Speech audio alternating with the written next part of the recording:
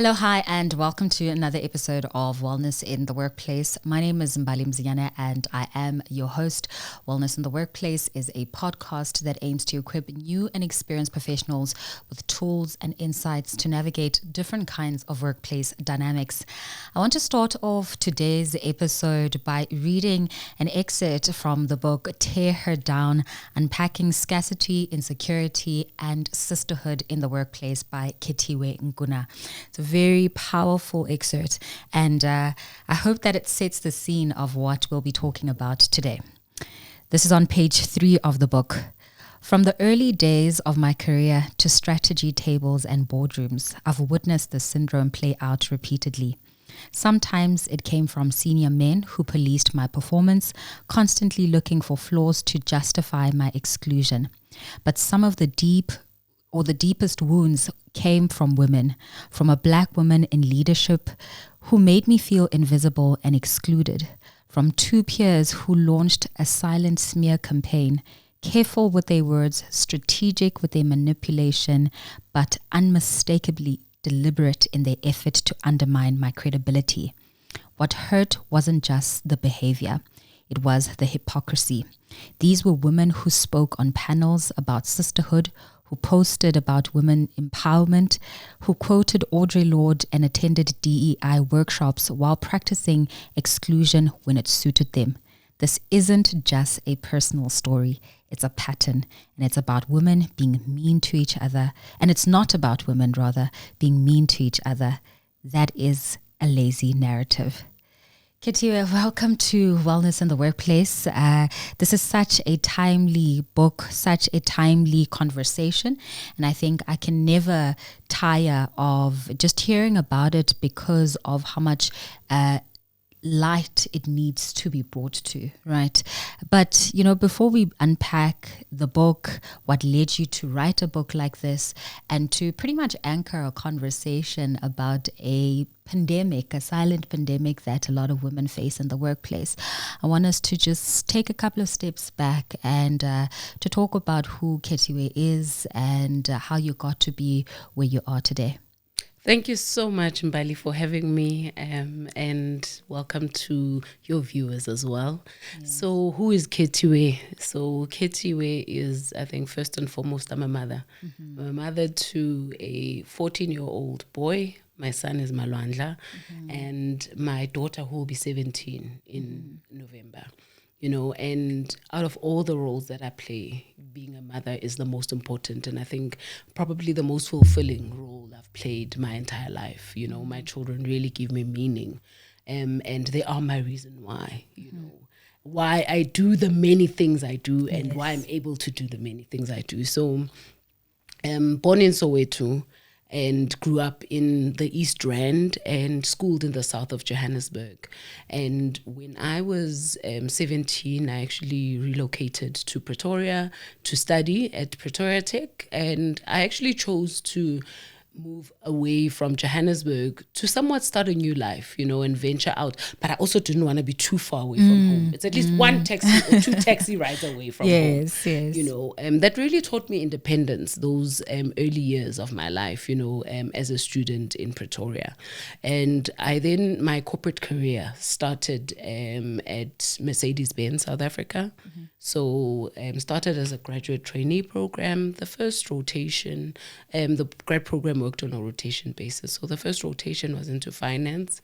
I worked in finance for 3 months, and I knew that this is definitely not what I wanted to do for the rest of my life. I was then afforded the opportunity by the chief operating officer to rotate into his area, and he gave me a project called CHOC Childhood Cancer Foundation. And I had a couple of meetings with CHOC. It was his pet project at the time. CSR wasn't much of a thing at the time, This is 2004. CHOC Childhood Cancer. 3 months later, after meetings and working with CHOC, we had a fundraising gala dinner and raised over R250,000 rand. This is how my calling and my purpose found me, So journeyed with Chalk, did multiple other things with them, including summiting Kilimanjaro as well for charity. Sure. So we raised funds for Chalk. So at the end of that year, it was a 2-year program, but at the end of that year, I was then appointed permanently into a marketing and CSR specialist role. I then also started studying marketing. So that's how my second undergrad while working. So journeyed at Mercedes-Benz. I stayed there for 3 years, and at 24 I actually left to start my own business. So it's a full circle moment being where I am right now. So I was doing marketing consulting as well as CSR consulting, and worked for myself for 3 years, and then the global recession happened, and after the global recession actually decided to go back to corporate. So in 2009 I joined Momentum. I stayed with Momentum for 5 years and did some of the most phenomenal work, in terms of from structuring their CSR program to actually integrating the merged entity when Momentum and Metropolitan merged, And once I'd completely successfully integrated the CSR program, Accenture actually headhunted me. And I spent the most remarkable 11 years of my career at Accenture. Started as a middle manager and rose right up to the executive level and being part of the executive committee, and the organization really understood me, so I'm one person who has itchy feet. I must always be solving complex things. So every couple of years, every 2 years or so, I had major change, whether it was change in terms of the portfolio I'm leading, from leading CSR locally in South Africa to then leading a market unit called the Middle East, Africa, Russia, and Turkey, where I grew significantly as a leader in terms of cultural intelligence. I was stretched to the core, to then my portfolio expanding to include diversity, equity, and inclusion, including transformation, disability, inclusion, mental health. All these things are I'm deeply passionate about. So I was really fortunate to then have a role that was shaped by my passions. It was a really unique role, and the role when I left was responsible business, And towards the end of last year, it became evident that my journey has and my assignment, has come to an end in terms of fulfilling everything that God had intended for me to achieve in the organization. Sure. And He had poured a different dream into me, a scary dream, which is how I ended up taking the big plunge of actually leaving corporate, leaving the comfort, leaving predictability, leaving the executive benefits to actually start my own business, So I am in now what I call my portfolio career, Mbali, because similar to the work I did at Accenture,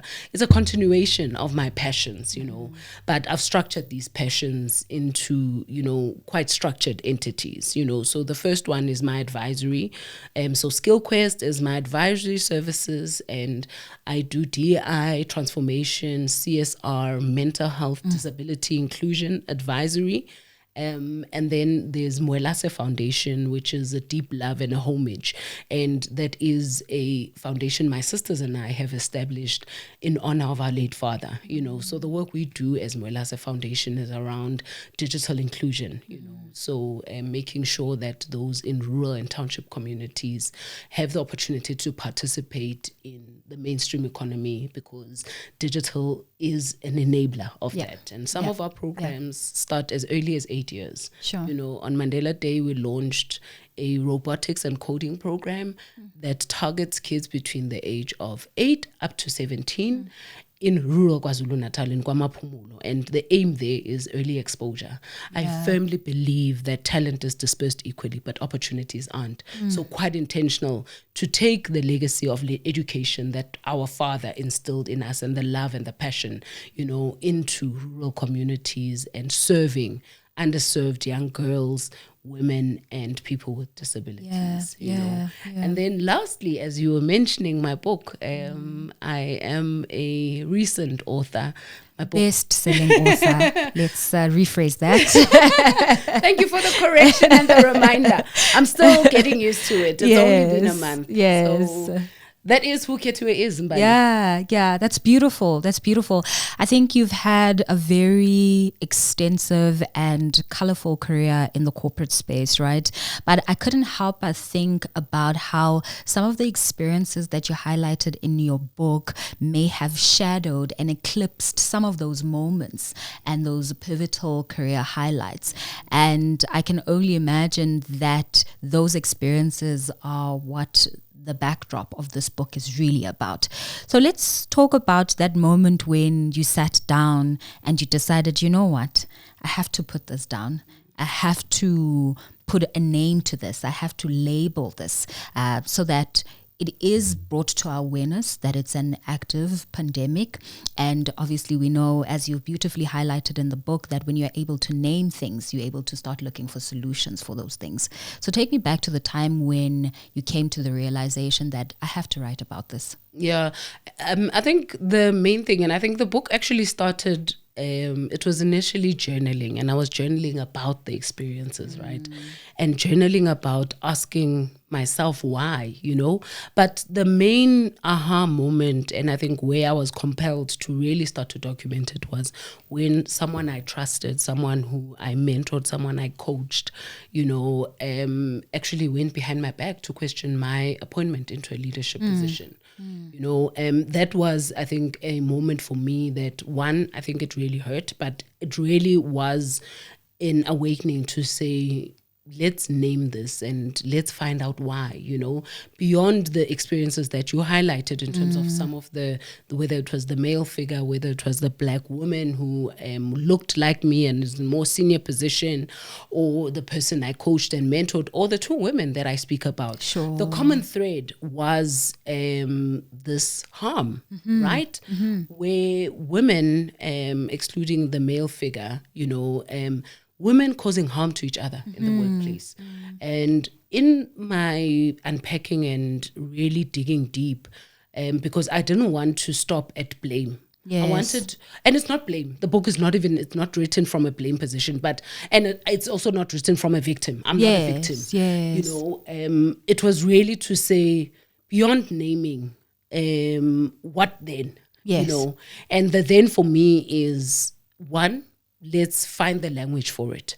After we find the language for it, let's unpack it. Let's heal. So that when we heal, we can embrace sisterhood. Yes. And when we embrace sisterhood, we ultimately embrace an abundance mentality, So the crux of my findings in terms of the why, it's a number of things. I think the first one, it's scarcity mentality. Yeah. Believing that there's only room for one, and in my book I speak about the fact that, scarcity is a lie. It's a lie that we've been told, and it's a lie we continue to tell ourselves in the workplace in terms of there's only room for one, there's only room for a select few, and the second part is insecurity, so women being insecure and feeling that for me to shine, I must unscrew the other woman's light bulb. For me to shine, I must tear her down, And then the third part is around internalized patriarchy and internalized misogyny, where we internalize the very systems that are patriarchal, that aren't made for us. And we start to model those as women in the workplace. We start to police other women, and impose the very patriarchal systems onto them, because what that will then make you do is, this one is just too strong, she's too confident, who does she think she is? And this is no place for, someone for women that behave this way, and this is why is she dressed that way, and why is she so confident, so many layered things, but ultimately, in the writing and in the reflection, what I took away is the main thing that lacks in all of these experiences is also just having an abundant mentality, having a mentality that there's room enough for all of us to shine. Yes. I don't need to pull her down. If she's in a position of power, I don't need to go on a smear campaign to ruin her credibility so that I can rise into that position. Sure. And the call of the book, Mbali, is let's unite in sisterhood. Yeah. You were at my book launch. Yeah. And for me, it's an example I give that this is the power of women coming together. My sisterhood came through for me. My sisterhood, people who I've journeyed with from preschool, my childhood, people that I worked with at Mercedes-Benz, people that I worked with at Momentum, and then Accenture as well. And then there were people that I've come across on LinkedIn who I've never met in person. But this message that I was writing about the book as we're leading up to the launch resonated with them. The power of sisterhood is what resulted in my book being #1 on the evening of the launch. This is the beauty of it. Imagine if we as women united the world. How powerful would the world be if we were united? Yeah. So that's the call of the book. It's really to say, let's heal. If you have been harmed as a woman because another woman treated you that way, because she didn't know better. I love the term by Maya Angelou that when you know better, you do better. So if this has happened to you, what happens to you is often not your fault, but your healing is your responsibility. Yes. Heal so that you don't perpetuate it. Sure. And once you've healed, let's lean into each other. Let's support each other. Let's embrace each other. If I know that Mbali is launching X, let me call my sisters, let me call my army of women. We go and we support women. Yeah, sure. And then we saw that in action. You highlighted that I was at the book launch and I saw that in action. I mean, even your mentor, Dr. Ndombi, who you worked with at Accenture, stood up and said, if there's one thing that I've loved about Khethiwe, it's the fact that she is able to keep in touch with people. Look at the army of women that she's carried through the different corporates that she's been in that are here supporting her today. I can't help, though, but think about how things such as scarcity and insecurity are symptomatic, that there are deeper underlying issues that are at play. I think when we talk about the mentality around scarcity in the context of South Africa, we have to talk about our history. We have to talk about the fact that there was a disenfranchisement of marginalized groups, Black people specifically, Black women, disabled people who could not participate in the labor market. And so the moment that those gates were opened for us to be in those spaces, right, only a few who had access to education at the time managed to get in. And then those that got in decided that, okay, we need to gatekeep. We need to gatekeep. So how do we start that undoing of, I think it's actually two parts. It's contextualizing and understanding that this is actually the history of how women, Black people also came to be in some of these spaces. But at the same time, after knowing that and acknowledging that reality, how do we start the work of undoing, ungatekeeping, opening up the gates for other people to come in? What does it look like in action? Yeah, and I think, you highlight such an important part, and I think it's also at the core of everything that I do, because at the core of that, it's equity, and breaking down barriers so that more people can participate in the mainstream economy, And I think the first part around, it's probably somewhat of a survivor's remorse, Sure. where because I've made it, it's like I've worked so hard to get here, and we somehow might forget, that there are others that are behind there. I was reflecting with another lady on Saturday, around the fact that when you are the first, it's both a blessing and a curse, because it comes with the burden of the responsibility that so many others then knock and say, help me. You yourself are trying to help yourself first.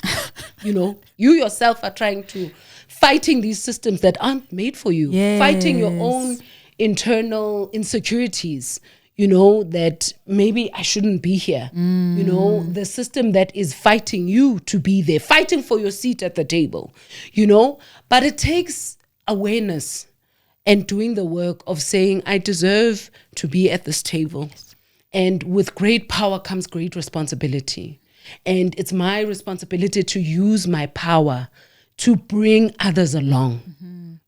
but it's a phased thing, especially when like I rose to senior levels at a relatively young age, so of course you'll struggle with the two, but I think for me, because also of the fact that from the onset, my exposure, as I say, my calling was already that of the awareness of beyond my upbringing and where I come from, and the fact that I went to a Model C school, there are my friends in the township who have the intellect, but because they didn't have the opportunity, we lived different lives, And then in the workplace, being aware of the charities that we were helping, and then also the importance of having really exceptional mentors, so from the start of my career, the COO that I speak about took me under his wing. He took me with him to Exco. Sure. When I was a graduate trainee, so getting exposed to people like that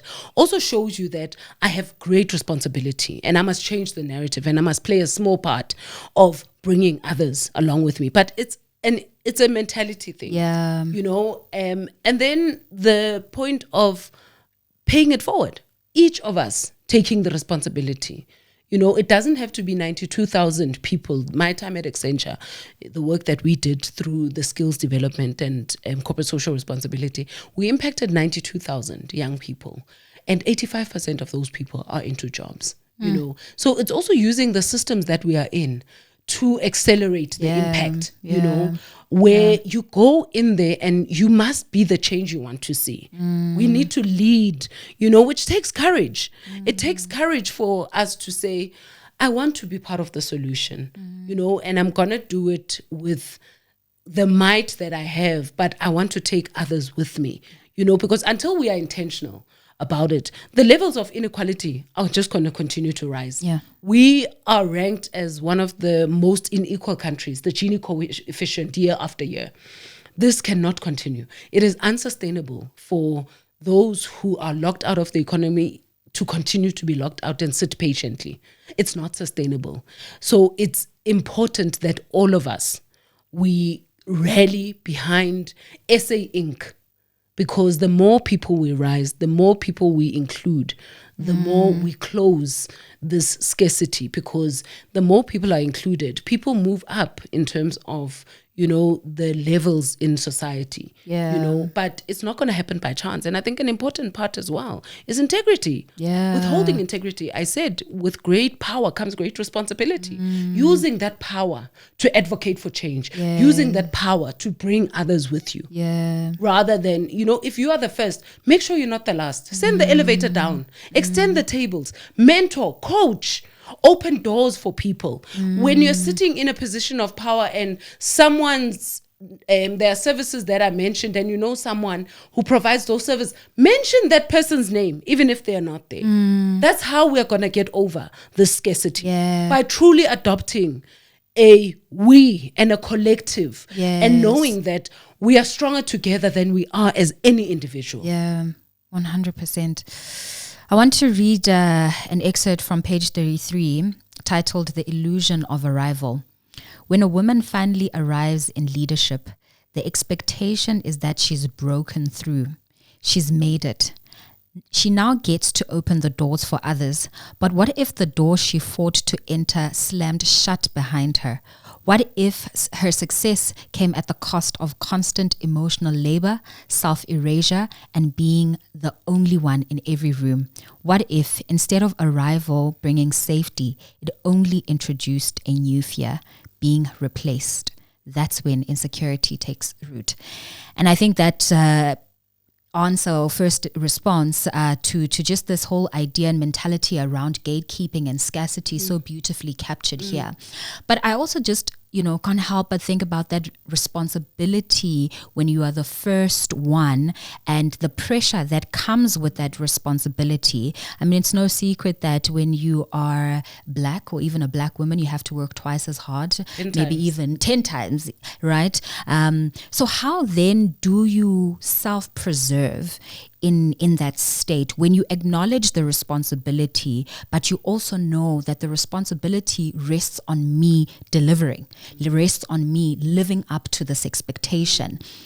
when there's such high and almost unrealistic expectations to sustain? Yeah, I think, it's such an important, and I can deeply resonate, because I've been through that, but I think a core part of this is also just knowing yourself and anchoring to who you are, and values and principles and integrity, but also while you're being selfless, the self-care, and boundaries are such an important thing, where you have this great responsibility, and it's literally balancing this great responsibility and the burden at the same time, where it's a blessing and a curse, and you fight by all means, to not be erased. Sure. Fight that. And you can only do that in being anchored in who you are and knowing your value and delivering with excellence every single time. That is never, ever, failure is never an option, because if you fail, if you fall, and if you slip up because you've not lived to the values and the principles, you're not just disappointing yourself and those that came before you. It's also those that come after you, So it's really a fine balancing act between the two, of I want to make sure that I'm bringing everyone with me. I need to fight for myself. I need to make sure that I'm not erased by these systems that want to erase you. The self-doubt that comes with being in those spaces that aren't made for us, But in knowing that your work and the fact that we do end up working 10 times harder.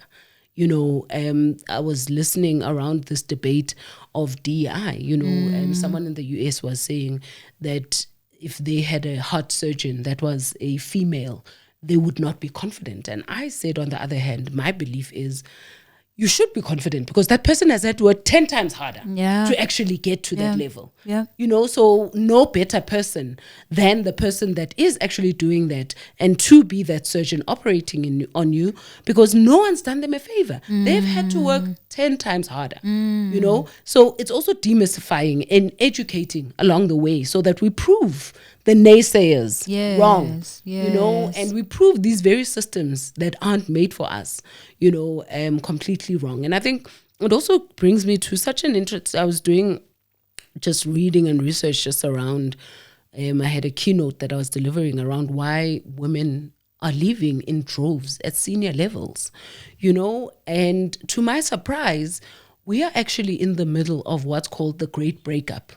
So I think women are at a point where they are choosing themselves, they are choosing not to wear burnout as a badge of honor, and they are choosing principles over organizations actually writing values and not living them, But I think it's also a call that we continue to advocate even inside, and the important work that I do with my clients around the DEI and consulting and advisory is all part of that as well, to make sure that there is understanding of the minority groups.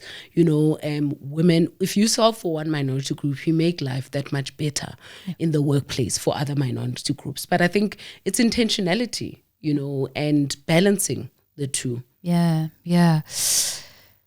One of the things that you just briefly touched on is around issues related to mental wellness, right?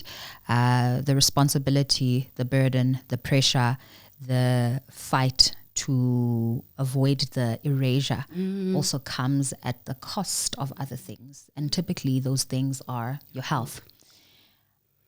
Take me through how you managed to preserve yourself and to take care of your health.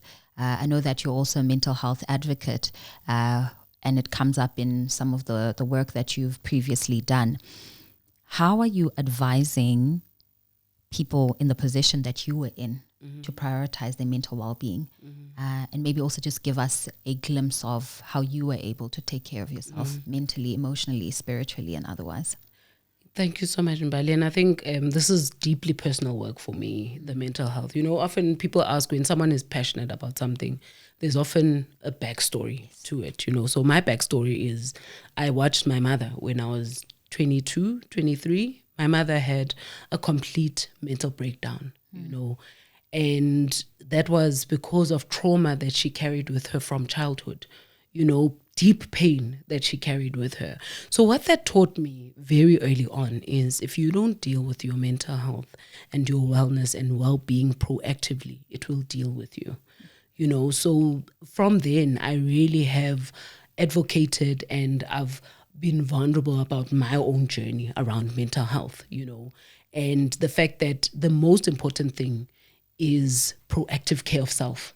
Don't wait until you get to crisis because by then, you know, it's already late. You know, it's worse than when you even hit burnout. There are very slim chances that you might never even be the same.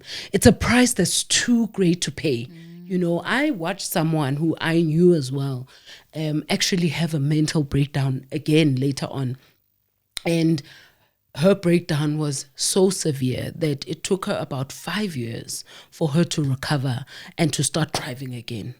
You know, so it's having witness. You know, they say we must be wise enough to take pages from people's lives and experiences because we don't have enough time on earth to repeat everyone's mistakes. Yes. You know, so my approach has always been, you know, one, I think my therapist, anyone that knows me knows Lorenzo. Lorenzo is my therapist, and I see my therapist as and when it's required, and I speak openly about it to people so we destigmatize. And we know that it's okay, truly okay to not be okay. And then having worked in a high-pressured environment, you know, high-pressured environments are prone to mental illness, you know, so that's why I put my hand up to champion the work at Accenture around mental health. And there again, it was proactive.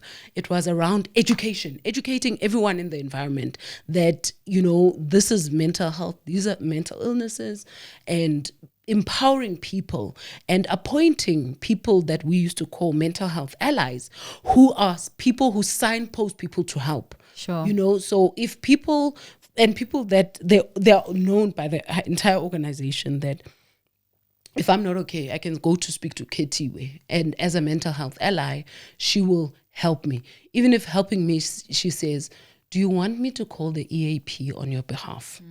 That's how we create psychological safety, you know. And then self-care for me on a day-to-day basis, self-care is every single day. You know, someone was saying the other day, I was speaking somewhere, and then they said they feel like self-care is selfish. I said, no, it's not selfish. It's self-preservation. If I'm not okay, no one's going to be okay. Yes. You know, and self-care is different things. On some days, it's me locking my door and taking a long bath with a glass of wine after hours, you know, where my 16-year-old who still follows me to the bathroom does not follow me to the bathroom when I do that, you know.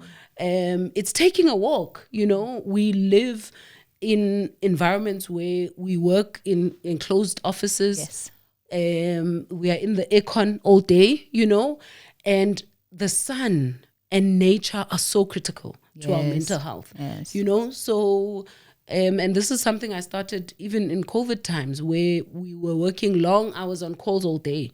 So making sure that maybe one meeting, I take a walking meeting, you know, because nature, especially the sun, is so critical, you know. Every morning, making sure when I have my coffee, I step out in sunlight, you know. So it's those micro, you know, I think too many people focus on the big things. Yes. Holiday is great. You know, a spa day is great, but the micro actions every single day, you know, are actually far more important than you waiting for a spa day once a quarter, you know. So it's taking, and nutrition. Nutrition is such an important part, you know. So it's taking care of our whole selves as beings, you know. So the soul, making sure the soul, the mind, the body, The spirit, and the spirit, all of it is, you know, well looked after. That is what wellness looks like. Yeah, that's beautiful. That's really, really beautiful. As you were talking, I was just reminded of Dr. Ngaumutse's book. So she's the author of a book around psychological safety and preventing workplace bullying, right? And I've had the pleasure of interviewing her on the platform as well. And one of the things that she speaks about in the book is the different role players that contribute to a workplace bullying situation. And similarly, in the case of, a target in the workplace around pulling her down or tearing her down, there's always different role players. There's the target or the victim, there's the bystander, and then there's the perpetrator. And I think we've been speaking quite a bit on the perspective of somebody who's been targeted, from the perspective of somebody who is a bystander, because those people tend to be complicit as well. From your perspective, what do you think their responsibility is? You spoke about allies so beautifully, which ties in nicely actually to this question around the bystander. What's their role? What's their responsibility? And you speak about Dr. Ngao, someone I've got great respect for. We call each other Twinny. I love it. We share a birthday. I love it. So bystanders, we need to move from exactly the term, standing by as a bystander, to being active, allies. So I'm of the view that if you are quiet when you witness injustice, as you indicated, you are complicit. And there's a lot of work to be done around empowering bystanders. What does it mean when I witness injustice? How can I step in? Whether it's you stepping in to support the victim or you stepping in to respectfully call out, call the person aside to say, this is what I witnessed you doing and this is my perception of it. And then also supporting the victim, to say, I witnessed this, I'm here to support you, but also then if this doesn't work, how does the bystander, because the other reality is people fear, they fear that they will be victimized themselves. Yes. They fear retaliation. Sure. They fear for their jobs as well. So the most important thing as well is for processes to be in place within organizations. So you need to have the adequate process in terms of reporting. How do people report anonymously? Because that's what people fear. Because if the bystander witnesses it, and maybe they do approach the perpetrator, and the perpetrator is someone in power, and they then turn and victimize the other person. It's a vicious cycle. The most important thing is just to have a process, whether it's through HR or it's an independent ethics line, but the most important thing is the process, but also then empowering the bystanders. I do like a masterclass around bystander training, where it's really training people for them to be able to step in as allies. Allyship is not a passive word. You don't stand by as an ally. You are active. You are advocating, and it calls for courage. And the crux of all of that, again, as you mentioned, Dr. Ngao's book, is psychological safety. It's the organization doing the relevant work so that people do truly believe that if I report, there is a process that is followed. It doesn't land on deaf ears. Yeah, I think psychological safety is, it's embedded in the culture. It's not a one-time event. 100%. It's not a thing that's only celebrated on Mental Health Awareness Month or Mental Health Awareness Day. It's embedded in how leadership conducts themselves, the behaviors they model, in how people are also sanctioned when they, I don't want to say out of line, but they go against the code of conduct 100%. and they don't follow process. Or if people do follow process in terms of reporting, then there's consequences and follow through. Exactly. Yeah. That's how you preserve 100%. and build a psychological safety.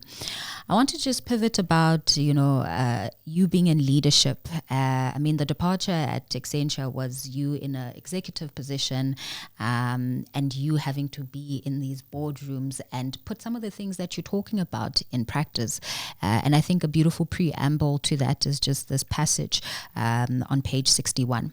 So years after those early wounds, I rose into leadership myself. But unlike many, I didn't arrive with a fear of being replaced. I arrived with a vow to lead differently, a vow to become the kind of leader who once saw me, believed in me, and helped unlock what even I couldn't see in myself. So when brilliant young women entered the room, I didn't brace. I leaned in. I saw their spark, not as competition, but as confirmation that the system could be changed, that we could all rise without fear, that mentorship wasn't a threat, it was a legacy, because I remember what it felt like to be micromanaged, belittled, and made to shrink. How are you leading today, Khethiwe? So I lead with the abundance that I speak about in the book. I lead with empathy. I lead with heart, and above all, I lead with love and laughter, so I'm quite an intentional person, and I think even going into Accenture, when I started, one of the things I observed was how some of the leaders led with fear, and authority, that I'm the leader, and I vowed, I said, I'm going to write a different script. I'm going to show that you can lead with heart, be good to your people, and still achieve amazing things, And that's exactly what I did. The 11 years that I was there, I was so intentional, loved my team, loved everyone around me, and led with love, whether it's the security guard, the receptionist, and the people at the canteen. Loved everyone, and only beautiful things can happen with that, and being intentional about young people, and sometimes even overstretching myself, even right now, where my cup is always like, I'm always extremely busy, but I always make time to mentor and coach people, because it's my responsibility. What has been done for me, I must do for others. I must carry that legacy forward. I'll give a small example. In all the years I was at Accenture, our year-end function used to happen at my place. I'd have a bribe for my team at my house, even the last, now in December, which was my last one.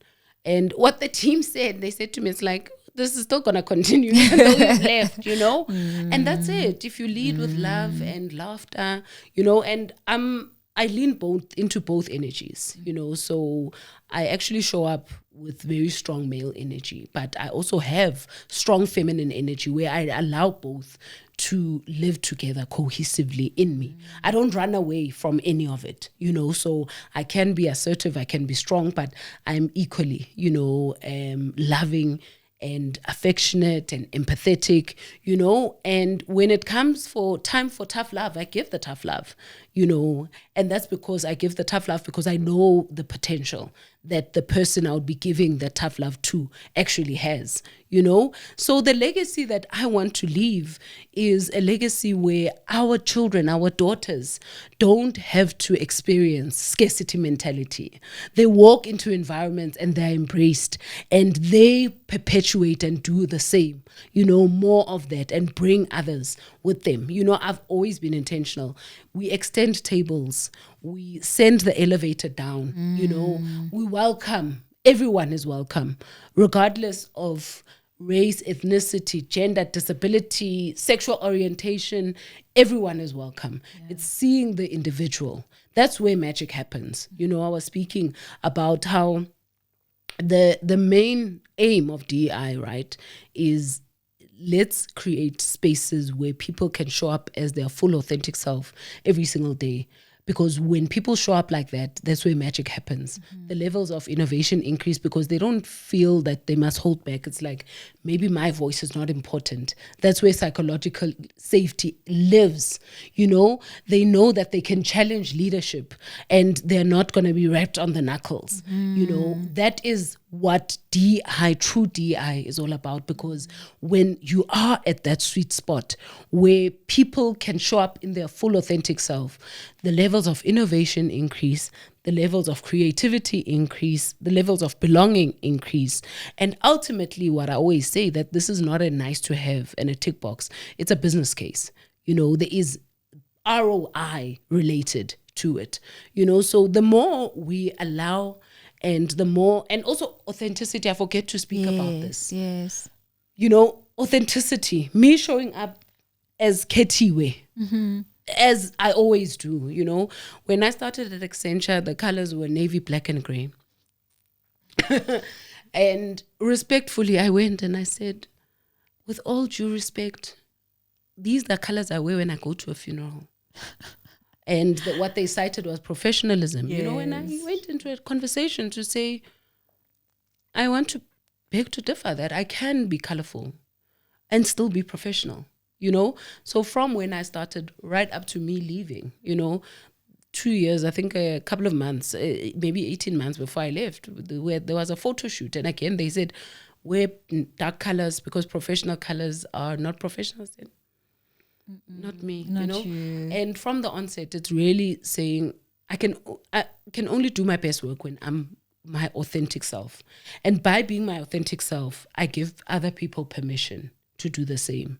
You know, I can never be anything other than Khethiwe. I have to show up as, I laugh from my belly. That is who I am, you know. But I've got value to add. And Yes. I can only do it Khethiwe's way.